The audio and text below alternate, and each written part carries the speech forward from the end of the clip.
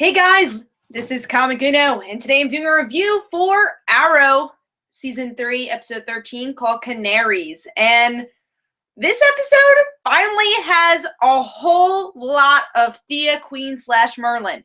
A lot of Thea, so there's going to be a lot of discussion about Thea.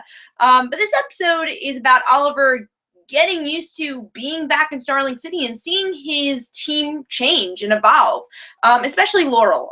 Laurel's become Black Canary, and Oliver's going to have to deal with that, of her becoming Black Canary and her trying to fight her own demons. And of course, when you want to fight your own demons, you go against Vertigo and Arrow, because that's literally fighting your own demons.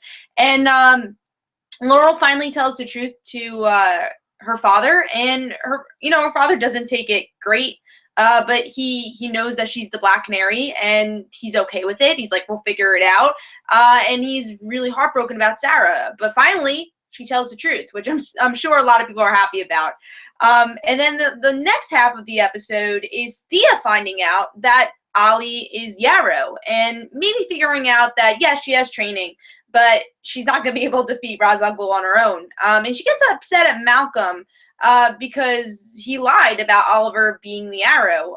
So now she's on the defense with Malcolm and more on the side of Oliver, but sees that she needs the help of her father.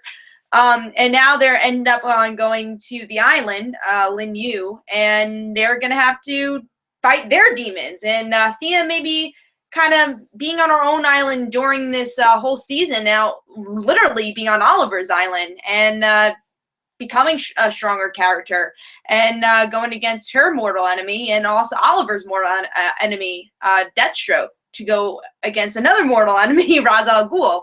And that's the whole episode.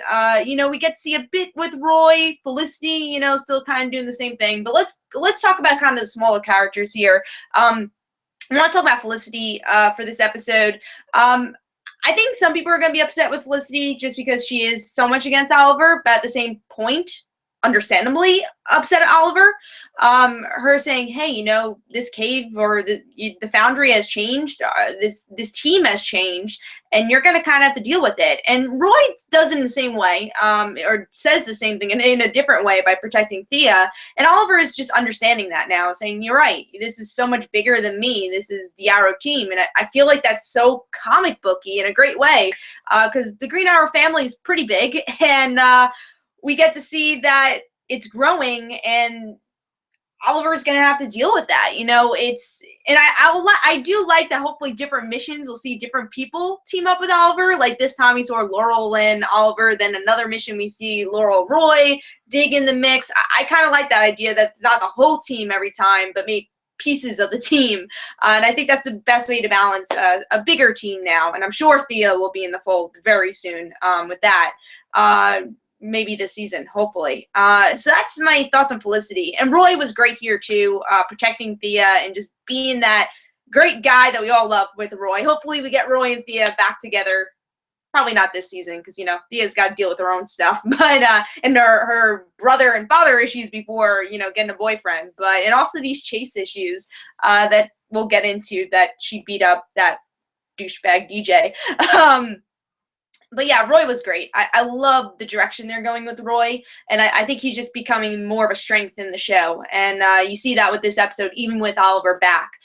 So Dig didn't really do anything in this episode, so I can't really say anything about Dig, but he's still that moral compass. But let's go into Laurel, and then we'll go into Thea. Laurel, this episode impressed me. I do think some of the fighting is a bit off because she's kind of weaker, so she's gonna miss a lot. So the choreography doesn't look as pleasant as the other choreography with other characters, but it's still understandable. She's gotta fall down a couple of times because she's not perfect at combat, and it made that win so much more valuable in the end, because she's not perfect and she fails a lot, and she's still trying to do this thing. And that moment with Felicity and Laurel, one of my favorites. I'm excited to see that friendship grow, because Felicity's like, you are not Sarah. You can still be the Black Canary, but you have this light to you. You're not hiding anything where Sarah was. So I think Laurel's finally realizing she is her own person, and that's something she needs to become Black Canary and to become the Black Canary we want. So I really like that about this episode. I'm excited to see Laurel grow. I like that it's not right away that Laurel's this kick-ass fighter. She's making a lot of mistakes along the way, and she's learning from them, a lot like Oliver. You know, Oliver made mistakes in this episode too.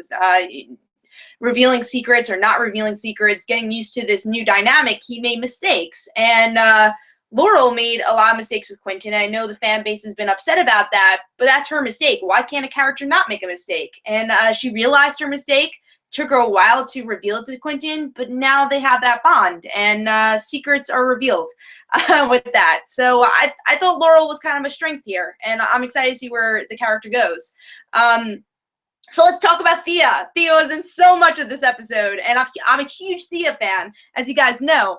So Thea finally finds out that Ollie is the Arrow, and honestly, I loved her reaction to it.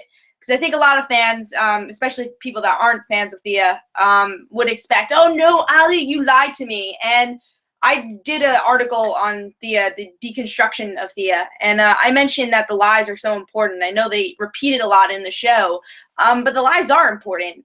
She's been lied to all her life, and now she's realizing, wait, Oliver wasn't really lying to me. He did it to protect me, and I think she understood his standpoint, and that's why he's like, you're a hero. I could totally, take that than you just lying to me for lying's sake. So I think she just understood his point of view, and I love that scene because it's something I didn't expect, honestly. With Thea, I thought it was like, oh, wait, give me a couple of minutes, give me 5 episodes to try to process this. But in the end, I think her training did help her with that. She knew she was lied to, but she understood why, and she's like, thank you for everything you've done for Starling City. And there's so many great brother-sister moments that I feel like has been scattered throughout the whole show, but we haven't gotten to see shine. Such a vital thing for the show is Oliver's family, and Thea, the only family he has left. So to see that the next couple of episodes in this episode was such a brother and sister episode made me really happy.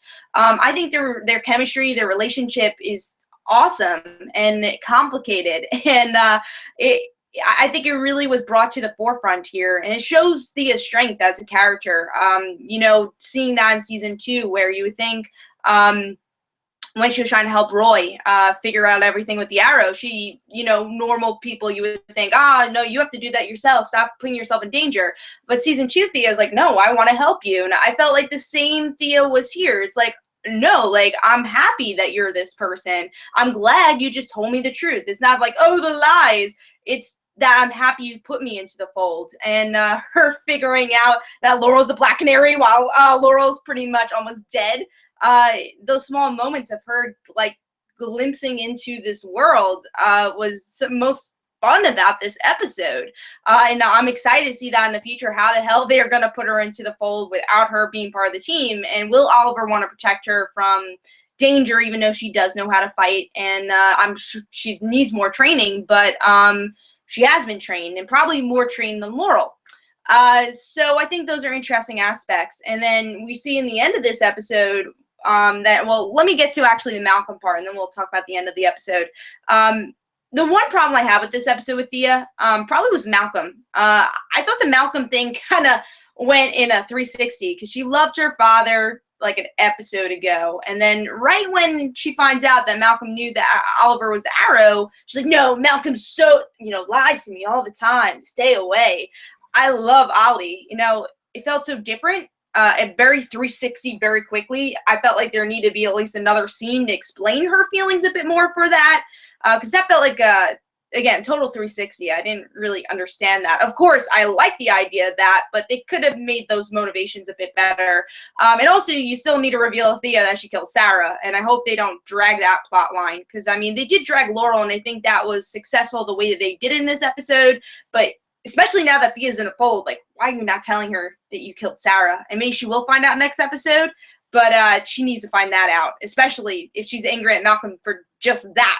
She's going to be super angry and pissed at Malcolm for that other thing that she killed Sarah. So I think it was a bit ironic in this episode. But yeah, so that was pretty much my only problem with the episode was that 360. But I love the direction Thea's going in, and hopefully from this episode, people can understand why Thea's an awesome character, and she finally had a lot of screen time, and I think she's going to have a lot to do in the show now, finally.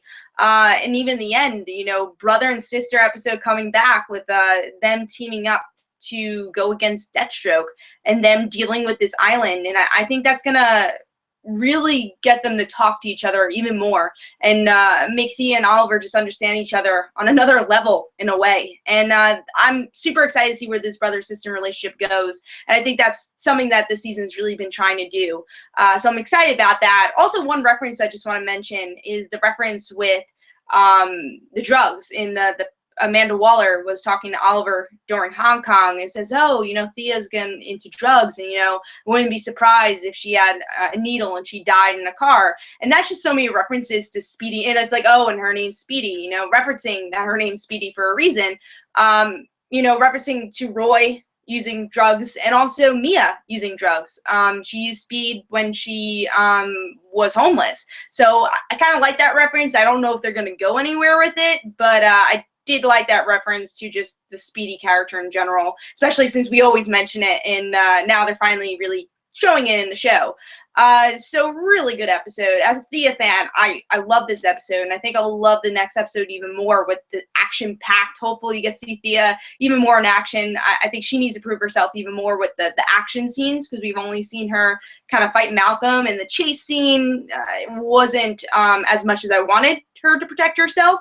But I'm hoping in the future episodes, especially on the island, we'll see her protect herself even more. So overall, I really enjoyed this episode as a Thea fan, and I respect Laurel, and this was a really good episode to tell truths, and that progresses the plot even more to where we have to go for Ra's al Ghul.